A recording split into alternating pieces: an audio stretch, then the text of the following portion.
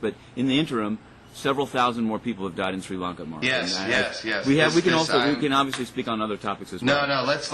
I have been writing obsessively about Sri Lanka on UN Dispatch, as I know you have been writing a lot on Inner City Press. So this is it's a good topic, and it's one of those things that's not being discussed in the mainstream media. It suddenly is, and I don't want to say. Yes. Yeah, so I should say we're recording this on Thursday, and yesterday President Obama made his sort of uttered the word Sri Lanka for the first time, following a Time magazine article that took him to task for failing the Sri Lanka test. Yes. And I should say the Time magazine article followed an article in the New Republic that I wrote, not taking him to task. In fact, it came out I wrote it last Thursday, and and I was generally I wrote about how the crisis in Sri Lanka poses a test in many ways to the sort of Obama's humanitarianism. Right, this is the first man-made crisis to unfold entirely under the watch of the Obama administration. This uptick in fighting, the 7,000 or so people that have been killed have almost all been killed since Obama took office. So this is really the first. This is the first man-made crisis of the Obama era, and so it posed a test in many ways to the extent to which the lauded humanitarians in the Obama administration, like Samantha Power and Susan Rice, sort of if they were to rise to the challenge. And I said initially, after talking to some folks in the human rights activist community, who are also actually quite pleased with the initial response, that it's been forceful so far. Well, I wrote this right as the administration was contemplating blocking that IMF loan. So there's a $1.9 billion IMF loan that Sri Lanka is trying to get its hands on that the administration decided to prevent, or decided to block, which was this was the most significant point of leverage that the Obama administration has over the situation in Sri Lanka. Again, Sri Lanka is one of those places. It's not. There's not a tremendous amount of U.S. interests at stake there. It could easily have been ignored, but I argue that the crisis. I think that was okay.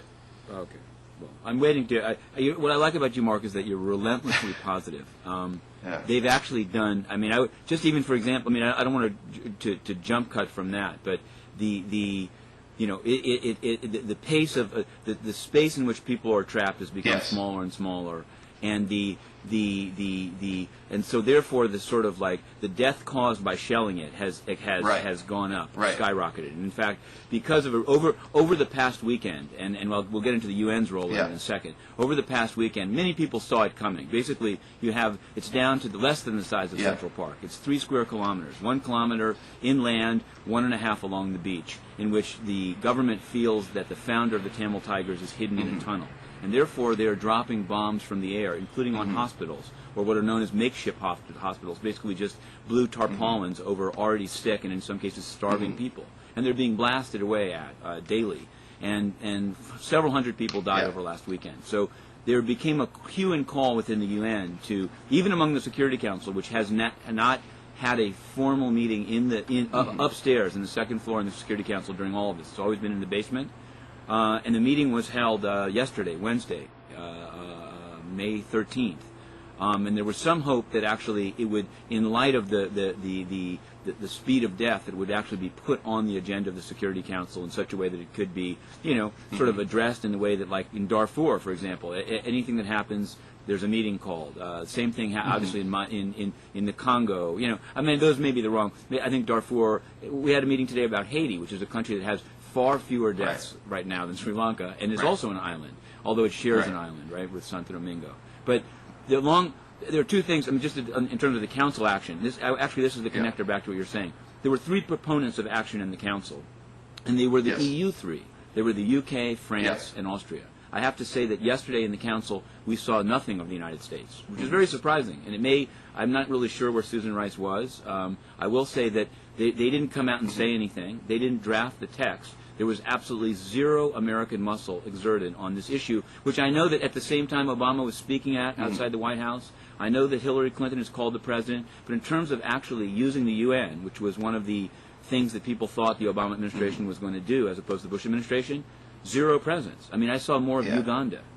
yesterday outside, and it's not just me standing outside the Security Council. I'm saying that in terms of, you can look at the stories, they didn't say anything, and they weren't the drafters. It's really it was almost sort of hard to understand this incongruity between them saying Obama's going to speak at 4, very hastily prepared microphone outside the White House, and the absolute invisibility of the U.S. inside the UN. So I just throw that out to you as an observation of here at the quote world body, and the outcome. One of the problems with sort of working this through the Security Council at the moment is that China and Russia see this as a matter wholly internal to Sri Lanka. Therefore, it doesn't rise to the level of something that threatens international peace and security, and should therefore be taken up at the Council. So this is. But if it's an equal problem to the UK and France, and the other thing I'll say is even on the IMF loan. I'm just saying it. I was, I got the French ambassador Ripert said in the half-light outside the Council that, quote, the Americans are playing with the loan. Since then, if you look at American statements, I think maybe it's just the right day that you called around and say, what's the U.S. doing? Because since then, the U.S. they've even made some statements saying, no, they're not the ones tying up the loan. The U.K. has now said openly, David Miliband, the foreign minister, was here this week and said, yes, we must consider the situation on the ground before the loan goes forward. I'm not trying to say that he's the hero and the U.S. is going bad. I'm just saying, when you look at it, just to the eye, even on the IMF loan, I wouldn't put the U.S. in the driver's seat. Not only would I put the U.S. in the driver's seat on that, but sources have told me that it was the Samantha Power, Susan Rice, humanitarian group that pushed this particular response, this blocking of the IMF loan.